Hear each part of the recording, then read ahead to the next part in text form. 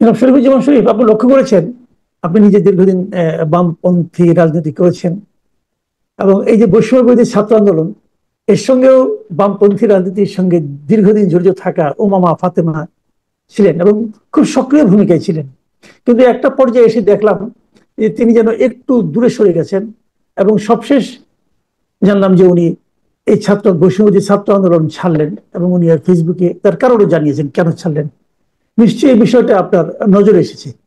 এই বিষয়টাকে আপনি আসলে কিভাবে মূল্যায়ন করবেন?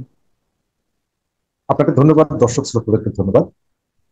বাংলাদেশে 90 সালে যে গণ অভ্যুত্থানটা হয়েছিল, সেই গণ অভ্যুত্থানে চ্যাম্পিয়ন ভূমিকা পালন করেছিলেন ছাত্র সংগঠনগুলো। নাম ছিল সর্বদলীয় ছাত্র, সমস্ত রাজনৈতিক ছাত্র সংগঠনগুলোর একটা প্ল্যাটফর্ম। কিন্তু 24-এর গণ অভ্যুত্থানে ছাত্ররা সামনের কাতারে ছিল এবং তাদের ব্যাপ্তি, তাদের আবেদন, তাদের প্রভাব প্রত্যেকটা জায়গায় তারা 90-এর থেকে অনেক দূর এগিয়েছিলেন। এবং এই প্ল্যাটফর্মটির নাম ছিল বৈষম্য বিরোধী ছাত্র আন্দোলন। অর্থাৎ সমাজের মধ্যে শিক্ষার ক্ষেত্রে নানা জায়গায় যে বৈষম্যগুলো ছিল, সেই বৈষম্যগুলোকে অ্যাড্রেস করে তারা মানুষকে জাগিয়ে তুলেছিলেন। এবং তার একটা গতিমুখ ছিল, চূড়ান্ত লক্ষ্য ছিল আন্দোলনের একটা পর্যায়ে 1.5 দশকের অগণতান্ত্রিক স্বৈরতান্ত্রিক শাসন ব্যবস্থার অবসান, এবং তারা সেখানে সফল হয়েছে। তবে 90 সালের তুলনায় এবারের 24-এর যে গণ অভ্যুত্থানটা, তার বিস্তৃতি এবং ব্যাপ্তি ছিল অনেক বেশি। একই সঙ্গে আত্মদানের জায়গাটাও ছিল বহুগুণে বেশি। বিজয়টি আনার জন্য বিপুল উৎসর্গ করতে হয়েছে, বিপুল সংখ্যক মানুষকে প্রাণ দিতে হয়েছে। যারা প্রাণ দিয়েছেন তারা প্রায় সবাই হচ্ছে নিম্নবিত্ত পরিবারের গরিব মানুষের সন্তান, এবং বিভিন্ন শ্রেণী পেশার গরিব মানুষই বলা যায়। এবং আমি জানি যে এমন মানুষও এই আন্দোলনে শহীদ হয়েছেন যে ঢাকা থেকে তার মরদেহটা তার গ্রামের বাড়িতে নিয়ে যাওয়ার মতন সামর্থ্য তাদের ছিল। যদিও প্রত্যেকটা গণ অভ্যুত্থানে জীবন দেয় দরিদ্র মানুষের সন্তানরা, আর তার ভেতর থেকে যে ফলাফলটা আসে এটি ভোগ করে উচ্চবিত্ত। উমামা ফাতেমা মোটামুটি আন্দোলনের পরিচিত মুখ, এবং তার একটা রাজনৈতিক কনসেপ্ট আছে, এবং তিনি মোটামুটি স্বচ্ছতার সাথে এই আন্দোলনটা পরিচালনা করার চেষ্টা করছেন। কিন্তু আপনি খেয়াল করে দেখবেন, 5ই আগস্ট স্বৈরতন্ত্রের পতনের পর আমাদের যিনি প্রধান উপদেষ্টা, তিনি যখন দায়িত্ব নিলেন এবং দায়িত্ব নেওয়ার পর তিনি স্বীকার করেছেন যে তাকে এই জায়গাটায় নিয়ে এসেছে এই যে শিক্ষার্থীরা, কোন শিক্ষার্থীরা, বৈষম্য বিরোধী আন্দোলন যারা করেছিল, এই যে প্ল্যাটফর্মটি, তারা তখন কিন্তু এনসিপি হয়নি, এদের একটা জি। নেতারা কিন্তু এনসিপিতে যায়নি। অর্থাৎ তখন পর্যন্ত তিনি এই প্ল্যাটফর্মটিকে স্বীকৃতি দিয়েছেন যে তাকে ক্ষমতায় বসানোর ক্ষেত্রে পাটাতন হিসাবে ভূমিকা রেখেছে এই প্ল্যাটফর্ম। দুর্ভাগ্যজনক হলেও সত্য, গত 1 বছর আমাদের দেশে শিক্ষা প্রতিষ্ঠান থেকে বিভিন্ন জায়গায় যত ধরনের অন্যায় কাজের অভিযোগ এসেছে, সেটি চাঁদাবাজি বলেন, সেটি শিক্ষা প্রতিষ্ঠানকে শিক্ষককে জিম্মি করে তাকে পদত্যাগে বাধ্য করা বলেন, এই জায়গাটায় সব থেকে বেশি নাম এসেছে বৈষম্য বিরোধী ছাত্র আন্দোলনের কিছু নেতা।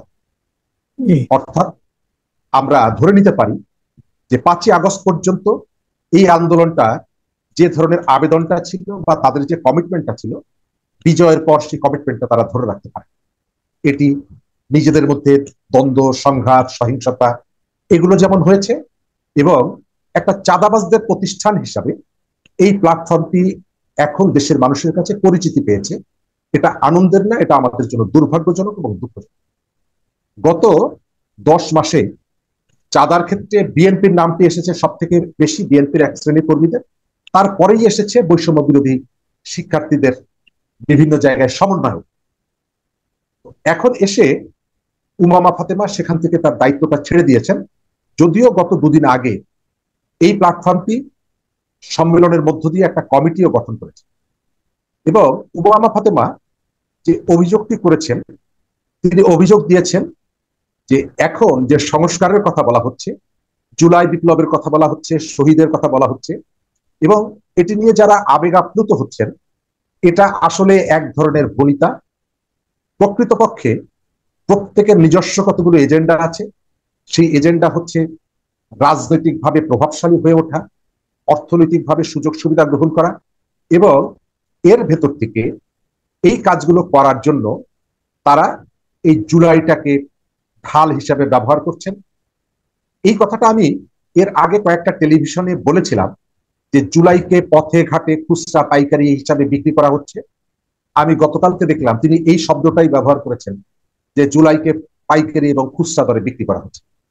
এবং এটা অস্বীকার করা যাবে না যে এই কাজটা করা হচ্ছে জুলাইয়ের নামে।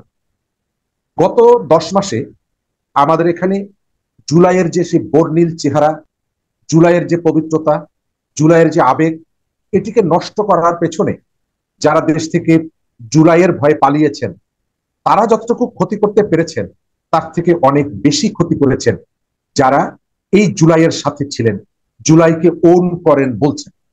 কিন্তু এখন এসে দেখতে পাচ্ছি যে তাদের কথার মধ্যে এক ধরনের মিথ্যাচার ছিল। তাদের কথার মধ্যে এখন পর্যন্ত তারা তাদের একটা বড় অংশ আমাদের সামনে এসে জুলাইয়ের কথা বলে যেভাবে কান্নাকাটি করেন, এটা এক ধরনের কুম্ভীরশ্রু। আপনি কয়েকদিন আগে দেখলাম এই জুলাই অভ্যুত্থানে একজন ছাত্র তিনি গুলিবিদ্ধ হয়েছেন একই সময়ে দুটো বিভাগীয় শহর। ঢাকায় গুলিবিদ্ধ হয়েছেন এবং ওই দিন ওই সময় তিনি চট্টগ্রামেও গুলিবিদ্ধ হয়েছেন, এবং এইটার জন্য তিনি দুই জায়গায় অনেকের বিরুদ্ধে মামলা করেছেন এবং সেই মামলাকে কেন্দ্র করে তিনি আসামিদের কাছ থেকে অর্থ আদায় করছেন। অর্থাৎ উমামা ফাতেমা যে কথাটা বলছেন, যে অভিযোগটা করছেন, এই অভিযোগের সত্যতা পাওয়া যায়। কিন্তু আমি এই পার্টে আমি শেষ করবো এই জায়গাটায়। আমি শুধু উমামা ফাতেমাকে দায়ী করবো না, আমি এর সঙ্গে এর পেছনে আরো অনেকেই ভূমিকা রেখেছিলেন জুলাই অভ্যুত্থান সংগঠিত করার ক্ষেত্রে, তাদেরকেও দায়ী করব। কারণ এই যে তরুণ শিক্ষার্থীদেরকে সঠিক পথে রাখার জন্য তারা যেমন ভূমিকা রাখেননি, তাদের নিজস্ব কতগুলো অবজেক্টিভ ছিল সেগুলোকে অ্যাচিভ করার চেষ্টা করেছেন। গত 1 বছর এই বৈষম্য বিরোধী শিক্ষা আন্দোলন বাংলাদেশের শিক্ষার ক্ষেত্রে যে বৈষম্যগুলো আছে তার একটা ইস্যু আপনি পাবেন না যারা তারা শিক্ষার্থীদের পক্ষে কোনো একটা বিষয়ে তারা কথা বলছে। আপনি আমাকে একটা ঘটনাও দেখাতে পারবেন না যে বৈষম্যের বিরুদ্ধে যে আন্দোলনটা হলো এবং এত বড় বিজয় হলো তারপরে শিক্ষার ক্ষেত্রে যে বৈষম্য সেটি আপনি পাঠ্যপুস্তক যথাসময় দেওয়া বলেন, শিক্ষার যে ব্যয়ভার বলেন, আঞ্চলিক বৈষম্যগুলোর কথা বলেন, শিক্ষার আধুনিকায়নের কথা বলেন, বিজ্ঞান ভিত্তিক একটা শিক্ষা ব্যবস্থা প্রতিষ্ঠার কথা বলেন, কোনো জায়গায় এই প্ল্যাটফর্মটা একটা কথাও যেমন বলেনি। একইভাবে তাদের এই যে সীমাহীন অনিয়ম, লক্ষ্য থেকে দূরে সরে যাওয়া, এই বিষয়গুলো নিয়েও এদের উপরে ভর করে যারা ক্ষমতায় বসেছেন, ইনক্লুডিং আমাদের প্রধান উপদেষ্টা, তিনি পর্যন্ত আমি দেখিনি যে এই বিষয়গুলোতে তার স্বপ্নের কথা, তার উচ্ছ্বাস, অথবা এই যে শিক্ষার্থীরা ক্রমশই বিপথে চলে গেল, একটা জেনারেশনকে আমরা একটা বিপজ্জনক জায়গায় ঠেলে দিলাম, এটি নিয়ে আমি তার কাছ থেকে একটা কথাও শুনলাম না। আমার খুব মানে কষ্ট অনুভব করি এই জায়গায়। আমাদের প্রধান উপদেষ্টা দেশ এবং দেশের বাইরে নোবেল লরিয়েট হিসাবে প্রচুর বক্তৃতা করেন, আপনি দেখেছেন, এবং এর বেশিরভাগই বিভিন্ন বিশ্ববিদ্যালয়ের শিক্ষার্থীদের সামনে। কিন্তু গত 1 বছর তিনি আমাদের এই শিক্ষার্থীদেরকে তোমরা ক্লাসে ফিরে যাও, তোমরা আস্তে আস্তে নিজেদেরকে গড়ে তোলো, তোমরা একজন মানবিক মানুষ হও, তোমরা জ্ঞান বিজ্ঞানের চর্চায় নিজেদেরকে ভূমিকা রাখো, এই ধরনের কোনো কথাই আমি তার কাছে শুনিনি। উনি বারবার নিয়ে এসেছেন ওনার সামাজিক ব্যবসা, উনি বারবার নিয়ে এসেছেন ট্রেডিশনাল ব্যাংকের বাইরে ওনার গ্রামীণ ব্যাংকের মডেলে এখানে কিভাবে আর্থিক প্রতিষ্ঠান গড়ে তোলা যায়, আর নিজের যে সুবিধাগুলো সেগুলো নেওয়ার পর উনি এই যে ভূমিকাটা রাখলেন না। তিনি আমাদের নেতা, তিনি আমাদের কমান্ডার, তিনি এই গণ অভ্যুত্থানের আমি মনে করেছি গণ অভ্যুত্থানের পরে কিন্তু আমাদের লাইট হাউস হওয়ার কথা ছিল। কিন্তু এই জায়গাটায় বিশেষ করে আপনি খেয়াল করবেন অনেকগুলো সংস্কার কমিশন হলো, কিন্তু যারা তাকে ক্ষমতায় বসালো, যাদেরকে পাটাতন হিসাবে রেখে তিনি ক্ষমতায় বসছেন, সেই শিক্ষা নিয়ে তিনি একটা কথাও বললেন না, কোনো কাজ করলেন না, সরকারের কোনো ভাবনা নেই। কোথাও কোথাও ঘটনা ঘটার পর রিয়াক্টিভ হিসাবে আপনি দেখছেন বিশ্ববিদ্যালয়গুলো উপাচার্যদেরকে নিয়ে দীর্ঘদিন বন্ধ থাকছে, তারপরে কেউ একজন গিয়ে সেখানে একটা সালিশ ব্যবস্থা করে কোনোভাবে সেটাকে ধামাচাপা দেওয়ার চেষ্টা করছে। এই ধরনের একটা সরকারের কাছে এটা আমাদের কোনোভাবেই প্রত্যাশার্হ না। জি। উমা ফাতেমা যে অভিযোগটা করেছে, আমি মনে করি এই অভিযোগটা যথার্থ, এই অভিযোগটা সঠিক, কিন্তু এই অভিযোগ আমাদের হৃদয়ে রক্তক্ষরণ। জি, আপনি যে কথাটা বললেন যে ডক্টর ইউনূসের যে ভূমিকাগুলো, যেটা নিয়ে আপনার মনে প্রচুর সন্দেহ এবং আপত্তিও বললেন আপনি, এবং আমিও নিজেও কিন্তু দেখছি যে উনি নিজের কথাগুলি কেবল বোধহয় ভাবছেন।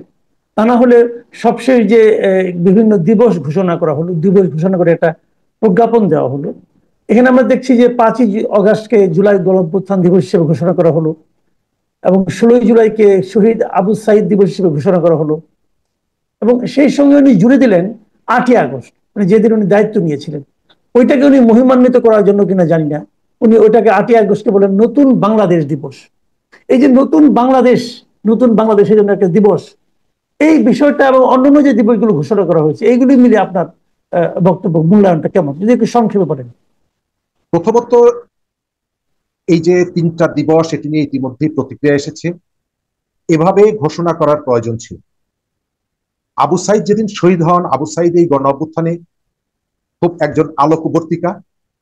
আবু সাইদ যেদিন শহীদ হন, একই দিনে চট্টগ্রামের ছাত্র দলের একজন নেতাও শহীদ হন। কিন্তু লক্ষ্য করা যায় যে সরকার এবং এই যে সরকারের সঙ্গে যে ছাত্র নেতারা আছে, তারা তাদের নিজেদের কৃতিত্বের বাইরে অন্য কেউকে এখানে আনতে চাইছেন না। রাজনৈতিক দলের অংশগ্রহণ, তাদের ভূমিকাটা স্বীকার করতে চাইছেন না। কখনো কখনো যখন এটি নিয়ে প্রশ্ন উঠছে, তখন বলছেন আমাদের ভুল হয়ে গেছে। আপনাকে স্মরণ করিয়ে দেই, 1লা বৈশাখ জাতীয় সংসদ ভবনের সামনে যখন ওই যে লেজার শো করা হয়, সেখানেও জি। কিন্তু চট্টগ্রামের ওই শহীদকে আনা হয়নি। এরপর বিএনপির পক্ষ থেকে যখন তীব্র প্রতিক্রিয়া জানানো হয়, তখন সংস্কৃতি উপদেষ্টা বলেছিলেন এটি আমাদের ভুল হয়েছে। আজকে এই সিদ্ধান্তটা দেখার পরে বোঝা যায় যে এটা আসলে তাদের ভুল ছিল না, এটা খুব প্ল্যানফুলি এটি করা হয়েছে, যে এই শহীদের তালিকার মধ্যে তারা কতগুলো জায়গাকে ফোকাস করতেছে। যে গণ অভ্যুত্থানে প্রায় 1000 খানেক মানুষ শহীদ হলেন, সেখানে শুধুমাত্র একজনকে সামনে নিয়ে আসা, এটা হচ্ছে ওই বৈষম্যেরই পুনরাবৃত্তি করা। এবং অন্য শহীদদেরকে আপনি বি ক্যাটাগরিতে নামিয়ে দিলেন। সরকার এটা খুবই অন্যায় কাজ করলো। সেকেন্ড জায়গাটা হচ্ছে, নতুন বাংলাদেশ বলে আসলে কিছু নেই। ডক্টর মোহাম্মদ ইউনূস তিনি সব জায়গায় সিদ্ধান্ত গ্রহণের ক্ষেত্রে একটা আমিত্ব দেখানোর প্রবণতা যেমন তার আছে, নিজের সুবিধাটা গ্রহণের প্রবণতাও তার মধ্যে আছে। এটি তার ওই যে কর মৌকুব থেকে শুরু করে তার বিভিন্ন প্রতিষ্ঠানের অনুমোদন নেওয়ার বিষয়গুলো বলছি। একই সাথে তিনি যেদিন দায়িত্ব গ্রহণ করলেন, সেই দিনটাকে ফোকাস করা। অথচ মানুষের যেদিন বিজয় হলো, মানুষ যেদিন জয়লাভ করলো, ঢাকার রাস্তায় এবং সারা বাংলাদেশ যেদিন বিজয়ের পতাকা তুললো, সেই দিবসটিকে একটু পেছনে ফেলে উনি যেদিন ক্ষমতা গ্রহণ করলেন, সেই দিনটিকে সামনে নিয়ে আসেন। এবং আপনার খেয়াল আছে যে হুসেইন মোহাম্মদ এরশাদ 6ই ডিসেম্বর পরাজিত হওয়ার পরেও জাতীয় পার্টি এখন পর্যন্ত গণতন্ত্রের বিজয় দিবস হিসাবে সেটিকে পালন, তারা পালিয়ে গেল কিন্তু পালন করে গণতন্ত্রের বিজয় দিবস। আমাদের এই জুলাই গণ অভ্যুত্থানে